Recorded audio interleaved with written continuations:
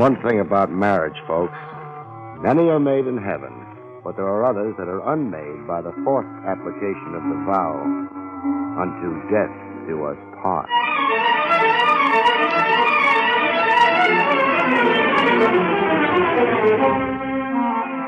The National Broadcasting Company presents William Gargan in another transcribed drama of mystery and adventure with America's #1 detective, Barrie Craig, confidential investigator.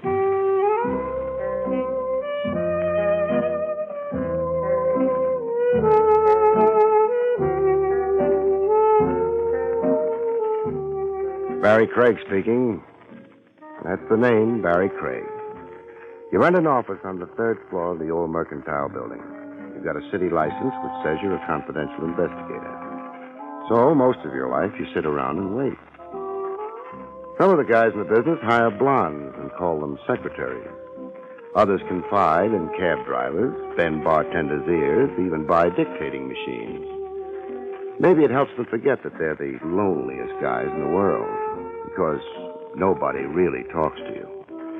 The suspicious wives, the frightened parents, the desperate kids who walk into your office never even see you. To them, you're a license, a pair of ears, and sometimes a gun. Nothing human. And after a while, maybe you're not. It's open. How do you lock this door? There's a thing underneath the doorknob there. You slide it over. Oh, yeah. You're Barrie Craig. Yeah. You're not doing very well, are you? I could write my name on the dust on your desk. What name would that be? Wilma Lord. How do you do, Miss Lord? Mr. Craig, have you ever killed anyone? Not for a fee. Will you answer a question about the weather? I don't know much about the weather. Why'd you lock the door behind you, Miss Lord? I can't have anybody see me here. There's a woman comes around a couple of times a week. I'll speak to her about the dust. Oh, that's not... I'm going to marry a man named John Waring. Uh-huh. He's older than I am, a lot older. It's a question of taste. He's rich. Sweetens the taste. We're going to be married in a few weeks. I want nothing to happen to that marriage. I'll hire you. Cupid Craig, with a $sign in front of the Cupid. What do you think might happen? Death. Something wrong with Waring's health? You've heard of murder, haven't you? I've heard of it. Whose murder, yours or Waring's? The door's locked. Whose murder? I can't stay. Is there another way out? Back of the water cooler. Leads to the back hallway and the fire stairs. I'll phone you. Sure.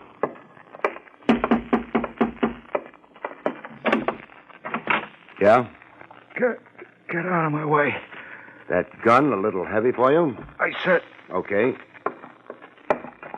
Well? The dame. Where's the dame? You don't look too good. Where is she? Got a name for her? The dame walked in here. I seen her. And now you want to take another look? Want to give her back a knife. Knife?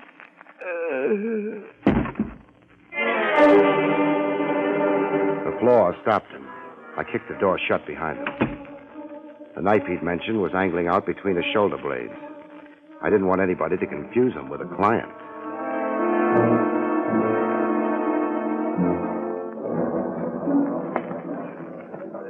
The homicide squad arrived and went to work.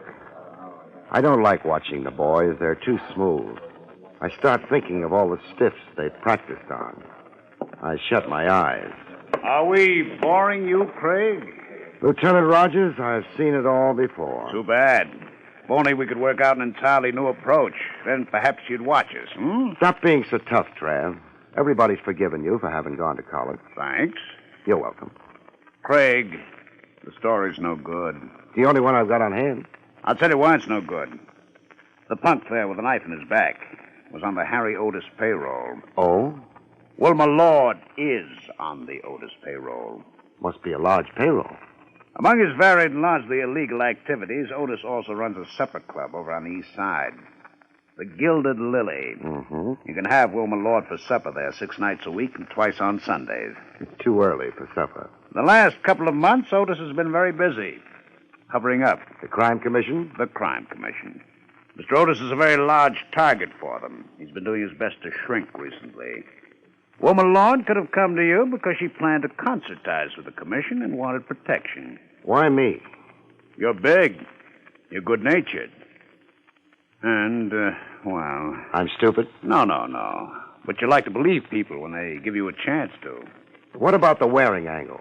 Did she pick him out of the phone book? There is no Waring angle. John Waring happens to be a distinguished philanthropist.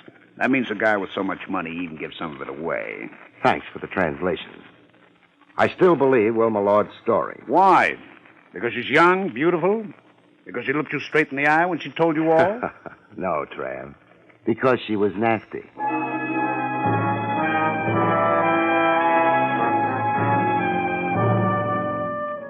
Homicide wound up and went away. One nice thing about it, after they were through, the office no longer needed dusting. The clock in the church tower across the street made noises. So, after a while, did my stomach. But I was waiting for a phone call. Maybe the cops would get Wilma Lord before she could reach a phone. Maybe Wilma Lord had no intention of phoning me. I've been a sucker before. I prefer it to being a wise guy. So I listened to the bell, ignored my stomach, and was rewarded. Hello? Mr. Craig? Yeah, It's late. I thought you might have gone home. I'm still here. You're alone? Yeah, I've got to see you. That is, if after what happened you want to. I want to. I always believe a client. I didn't know you'd taken the case. Where do we meet? Well, not here at my apartment. It's too dangerous. Wait a minute. Would there be a couple of cops sitting on your lap by any chance? No. Why not? They've got an alarm out for you. Well, the apartment isn't in my name. Look, let's make it the park, the 67th Street entrance, in an hour. The park in an hour. Oh, Miss Lord. Yes. Don't bring a friend.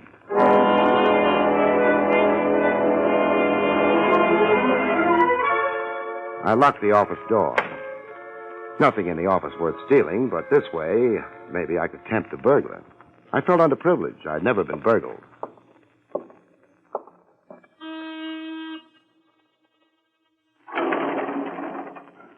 Hey, Mr. Craig. Never mind the glad greetings, Jake. Terrible tragedy you had, Mr. Craig. That's what I meant. Stop licking your chops and let's ride downstairs, huh? Terrible tragedy. Lieutenant Rogers says he didn't bleed much. You take the lieutenant's word for it.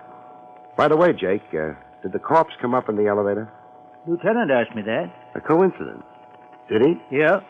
Come up in the elevator. Didn't have that knife in his back at the time, though. Maybe the elevator was too crowded. Oh, I hadn't thought of that.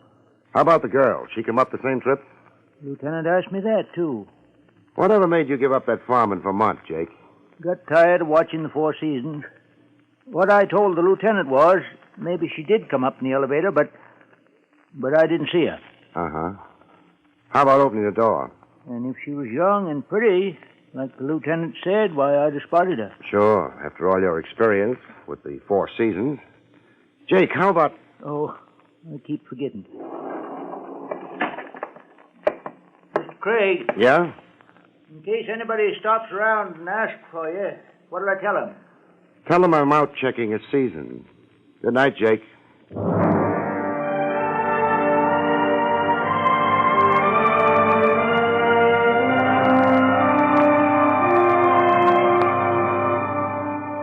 The park was close enough so I could take a couple of hamburgers aboard at Willie's wagon. A couple of hamburgers and a cup of the stuff Willie calls coffee.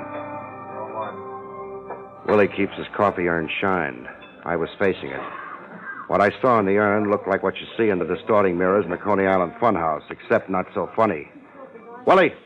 You got a complaint? Take it up with the mayor. Take a look over my left shoulder, Willie. Oh, it's gorgeous. You want I should pin a gardenia on it? Somebody looking into the wagon had his face plastered against the window. I don't want to turn and tip him off. Huh? You hitting the pipe again? No face? I bet you inhaled, too. Oh, forget it, Willie. He must have ducked. Here. Take that up with the Bureau of Internal Revenue. Boy, you throwing dough around. What's the matter? You had a horse in the fifth? No, I had a corpse in the third.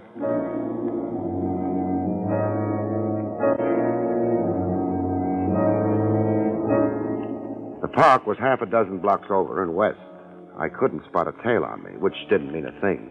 Good tails don't get spotted, especially working on me. I'm easy to keep in sight from a long way off. Nobody had moved the park around. The 67th Street entrance looked cozy and dark. I tossed a mental coin, came up heads, which meant I should go home and spend a few hours asleep. Then I cheated. I went on into the park. An investigator's job is a funny one. Either you play it hard and believe nobody, which is fine. It's safe. You stay out of trouble. Maybe after 10 years, you're growing ulcers because nobody likes you, but an ulcer never killed anyone yet. Or else you believe people. Then you've got trouble. You're not smart. Except maybe it's not a choice. Kept getting darker. Not a choice because it depends on the way you're built.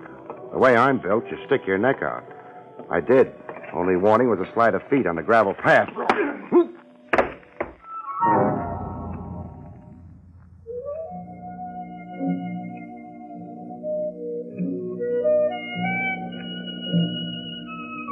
If you hit on the head hard enough, you get knocked out.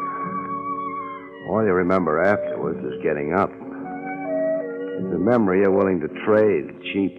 The guy looks like he is returning to us, Mr. Otis. He might have fractured his skull, people. Private eyes have got very thick skulls. All I know is I read about them all the time. Private eyes are always getting bopped on the skull. It don't bother him. It bothers me. Beeper, help the gentleman. Never mind. Mr. Craig. I've got a headache. I'm sorry Beeper is so enthusiastic. Send him over a little closer to me. I'll calm him down. I'm afraid not, Mr. Craig. Beeper is armed. He was acting on instructions from me. Was he supposed to bring me in alive? I'm not that funny. How did he find me in the park? He trailed you there from your office. Uh-huh. Rather a cold, unpleasant night, Mr. Craig. You often walk in the park. I managed to get there from time to time. You wouldn't have been meeting anyone there? I could use a couple of aspirins. Beeper was perhaps a little impatient. How was I supposed to know he had an appointment? Beeper. I beg your pardon, Mr. Otis. Well, Craig? I could still use those aspirins. I see. Well, perhaps it isn't very important. What's more to the point, Mr. Craig, you had a visitor this afternoon. I had lots of visitors, most of them in uniform. I'm referring to the gentleman who preceded the police. The gentleman whose untimely death was responsible for the visit. You didn't happen to kill him by any chance? The cops didn't think so. They might be prejudiced. Also, you may have pleaded self-defense. Otis, you know better than that. A man like you has pipelines to the department. Very well. A question, then. What was the gentleman... You mean the punk with the knife in his back? ...doing in your office? He was dying there. Hey, I'm hearing music. A ringing in my ears? A rather good little orchestra. They'd be insulted by your description. Don't tell them about it. This wouldn't happen to be the Gilded Lily, would it? You know the place? Sure. Some of my best friends have had supper in it. What was Jimmy doing in your office? A punk? He might have been looking for a confidential investigator. Oh? For what purpose? To help him find his lost innocence, maybe. Beeper. I'm not joking.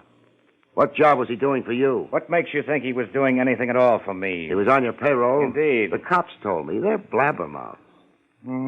Pity about the civil service. Things would be so much easier otherwise. You could buy more for less, huh? You're not going to tell me why Jimmy came into your office? I didn't say that. I'll tell you why. He was looking for the owner of the knife in his back. Oh? He never got around to telling me who it was. Would you like some information? Very much. At what price? We'll discuss that later. The information goes like this. Your boy came up in the elevator. He didn't have the knife in him then. He did have when he got to my office. So... Someone presented him with a knife someplace between the elevator on your floor and your office. Yeah. One thing more. It wasn't right outside the office door. Oh? He got it near the elevator. He went down. There were a couple of bloodstains on the hall floor indicating that. He went down, stayed down for a while, pulled himself to his feet, and made it to me. Why? You didn't like my previous suggestion? No. Craig, whom did Jimmy follow to your office? It'd be nice to know, wouldn't it? I mean, for me. Because you know, don't you? You mentioned something about a price for the information. What price? What do you think about matrimony? I've no time to discuss philosophy at the moment. Or philanthropy? Beeper. Yeah, Mr. Otis. Up until this moment, I've been considering Mr. Craig an honest, if somewhat stupid man. Now I'm not so sure. Yeah? Either of his honesty or of his stupidity. I can get you references on both counts. I would like to be sure, Beeper. I take him apart? Unless Mr. Craig would like to tell us another story. I'm out of stories. You're in trouble, however. Beeper, we want Mr. Craig to explain his remarks about matrimony and philanthropy. Yeah, hold it, Craig. I wouldn't mind plugging you in a leg, say. Give me an excuse. You're gonna stand and take it nice? Okay. Take it. I hope the gun barrel don't scar you permanent. How about putting your arms behind your back, huh? Gonna start getting painful soon. Thanks. Now, hey, who? Opportunity knocks. No, Otis. I've just inherited a gun. Beepers. You weren't expecting company. Mr. Otis, I've been knocked unconscious. I've been pistol whipped. Maybe I'm sore. I wasn't expecting company. Yeah, that's the reason Beeper was startled. All right, open the door. Let's see who it is. Hello, Mr. Otis. The Marine. Hello, Trav. Hi, Craig. Mind if I come in? The office belongs to Otis. You're holding the gun. That belongs to Beeper. Beeper? He's lying down. Tired? He ran into a doorknob. Have a gun on him. Thanks. Who knows? Maybe he has a license for it. We'll see. Exactly what do you want here, Lieutenant? We've had the place staked out. Nobody we were interested in showed up. I got the report that a big man was carried in. Turns out it was Mr. Craig. That's how it turns out. The place staked out? Then you're looking for... If nobody minds, I'll get out. In a hurry, Barry? I'm late. For what? A date. Now, wait a minute. Way it looks, you were slugged and brought here. I guess it does look that way. You could prefer charges. It was all in fun. That welt across your face doesn't look funny. One of the reasons I'm in a hurry. What? I want to have the nasty little bruise kissed away.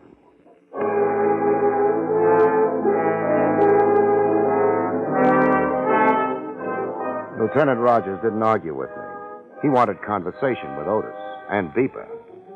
Nobody had mentioned Wilma Lord yet. Not Otis, not Trav. But they were thinking of her. So was I. I tried the park. A couple of hours had died since the appointment, but I had to make sure. I made sure. Maybe Wilma Lord had been waiting for me. Maybe not. Either way, she wasn't waiting anymore.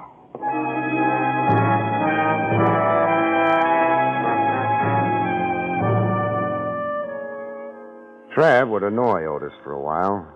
He had nothing to hold him on. He had nothing to hold Beeper on. For a while, Otis and Beeper would be busy with the lieutenant. After that, they might be busy about something else. I remembered Trav's definition of a philanthropist.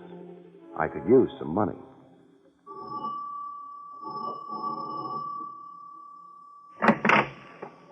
My name is Barrie Craig. Yes? You're John Waring? I am. Mind if I come in? It's rather late.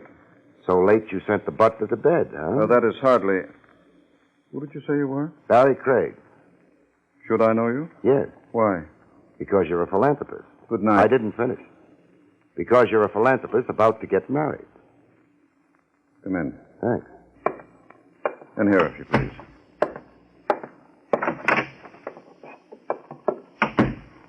Now then. Your name is Barrie Craig. You're a reporter, perhaps? Not exactly. Then why your interest in my... Marriage? I've been hired to make sure it goes through on schedule. Hired? By whom? Your fiancée. My... Didn't I use the right word? You mean Miss Lord? How many girls were you planning to marry? Mr. Craig, I permitted you to enter my home because you seem to know about my marriage. I didn't expect you to insult me. I'm sorry. Blood gets on my nerves. Blood? A man was murdered in my office today. And that's why... That's why what? Nothing. This man who was murdered, had he any connection with... Your marriage? Yes. What do you think? I can't think anything about it. I'm confused. So confused you haven't thought of offering me a drink? I beg your pardon. Oh. Yeah, I can almost think you were expecting me. That's 2 glasses you've got sitting on that coffee table. With the drinks in them. One's rye by the color, the other... Mr. Craig, you're in my home. Looks like creme de menthe. A girl's drink. I suppose it's too much to expect the behavior of a gentleman from a confidential investigator. Yeah. We're the sordid type. I had an appointment with Miss Lord. She kept it, didn't she? Why don't we ask her? Ask? Nice drapes you've got. Pity they don't quite reach the floor. Now, look here, young man. Never mind, John. Hello, Miss Lord.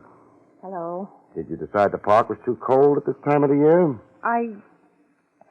What made you come here? You wouldn't be holding up in your apartment, listed in your name or not. The cops are bright nowadays. Well... Where else would you duck for cover? It was simple. Lucky for me, it was simple. I get confused easy. What do you want? You hired me to do a job. I believe you. I always believe my clients. Sometimes I'm suckered, sometimes not. Because sometimes clients don't expect to be believed. I resent all this. Don't be in too big a hurry, Mr. Waring. Miss Lord was afraid that the marriage was going to be interrupted by murder. Murder? She didn't get around to telling me whose murder, yours or hers. Because another murder happened to somebody else. I didn't... Somebody on Harry Otis's payroll. Whose idea was this marriage? I asked Miss Lord to be my wife. And she said yes. Why? I love... You don't have to laugh at me. Harry Otis. You were on his payroll, too, Miss Lord. The Crime Commission was getting ready to ask him questions about his business, his tie-ins with officials, his backers. I must ask you... You were going to say leave. Let's pretend it was explained. Wilma Lord's young. She's beautiful. Maybe she could have wrangled a marriage offer out of you anyway. But her working for Otis can't be a coincidence. Sure, you asked her to marry you. After she told you she knew about your connection with Otis. My connection? Financial. Dollar bills don't have pedigrees on them. That's a shame. How many of the dollar bills making up your bank account came out of Harry Otis's dirty enterprises? This is absolutely unwarranted. No. Up until 5 minutes ago, it was a guess. A stupid guess. Because I couldn't figure any other reason for the whole deal. Now it's not a guess anymore. It's not a guess anymore. Hello, Otis. I've been expecting you. And the gun. That's nice. Beeper's outside with a gun, too. And the car? With the motor idling? Another stupid guess? Sure. The stupid ones give the most trouble. If you'd had brains enough, Craig, you'd have stayed out of this. I couldn't. I was hired. By Miss Lord. I had to, Harry. I was I afraid. had you set up. Waring was going to marry you, so you couldn't testify against him. Why'd you bury the knife in Jimmy's back? I didn't. I had him on you all the time. Would you have had any reason for killing him, Otis? What reason? Not even a stupid guess. Otis. Yes. This squabbling. It's unpleasant. And a waste of time. Meaning what? Whatever Miss Lord did or didn't do, Mr. Craig is now in a position to inform the Crime Commission of... Our business association? Yes. That would be disastrous. Not only for myself, but for you as well. I hesitate to suggest anything violent, but... But what choice have we got? Precisely. No, there's been... Shut up, Wilma. You've still got Jimmy's death to account for. Oh, you... Miss Lord. What? Don't drink that. What are you talking about? Took my drink away. You in a hurry to die? The man is insane. Otis. Yeah, Otis. The man looking for a murderer. What was wrong with the drink? Another guess. A solid one this time. Wilma Lord's wanted by the police for the murder of your punk. Wilma Lord disappeared. Suppose she died in this house. Waring would have the body what? Buried? Burned? Either way, no more Wilma Lord. The cops would spend the next century looking for her. The case would be closed. Oh, no. Also, John Waring wouldn't have to marry her. He'd be rid of a witness against him. What he had in mind for you, Otis, I wouldn't know. But he had something in mind. Then he'd be free. He could go on being philanthropic. It's childish melodrama. Murder's melodrama, only it's not childish. Mr. Waring, when I walked in here, you asked me if I was a reporter. The gag being you'd never seen me, heard of me before. But a little later on, you said something about a confidential investigator not being a gentleman. He must have followed me, too. You said Wilma Lord had kept her appointment with me. How did you know? If she told you, you wouldn't have confused me with a reporter. If she didn't... Wait a minute. He was checking on her because he was planning to get rid of her. But your boy Jimmy spotted him on the 3rd floor where my office is. Nobody else would have had any motive for killing him. Waring had to because it tipped his hands about his plan for the girl. Nonsense. Absolute nonsense. Then suppose you drink this, huh? I detest creme de menthe. Drink it, Waring. I shall leave now. I find this highly I said drink it. You're being a fool. A fool.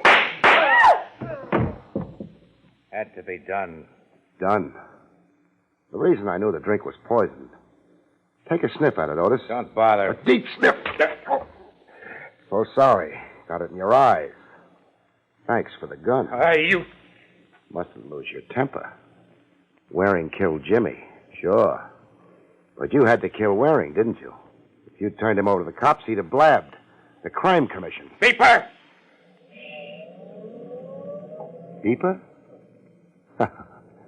You know something, Otis? You must be a sinking ship.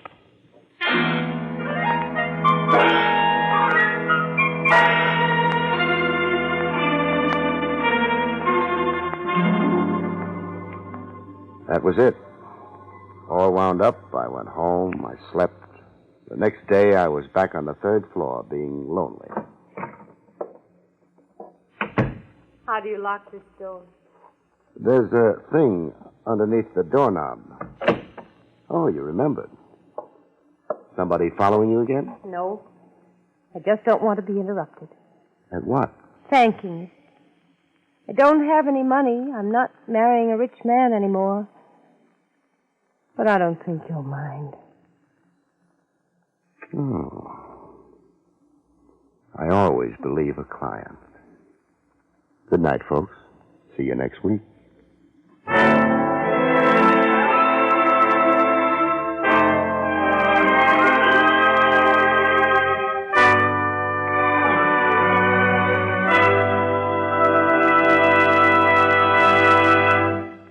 You have been listening to William Gargan in another exciting transcribed mystery drama from the adventures of Barrie Craig, confidential investigator.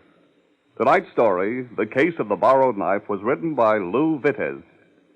Next week, it's an exciting story titled Dead on Arrival, about which Barrie Craig has this to say.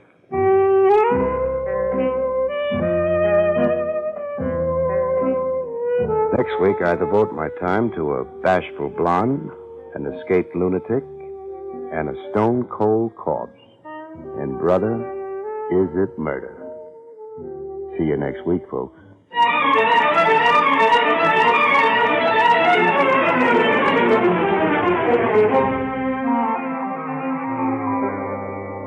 Featured in the role of Wilma was Elspeth Eric.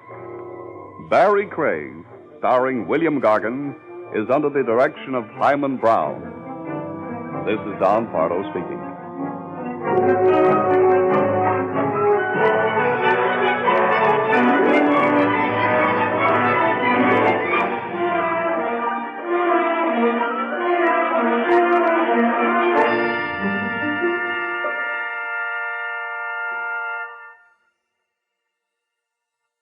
It's the Silver Jubilee on NBC.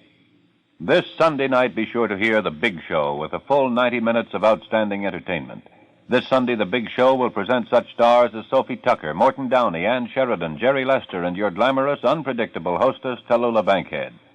The Big Show brings you a sparkling program presenting drama, comedy, music, everything to provide you with the biggest show in radio. Yes, for people in the know, Sunday means The Big Show on NBC. Then later Sunday night, Theater Guild on the Air presents Age of Innocence by Edith Wharton, starring lovely Claudette Colbert and MacDonald Carey.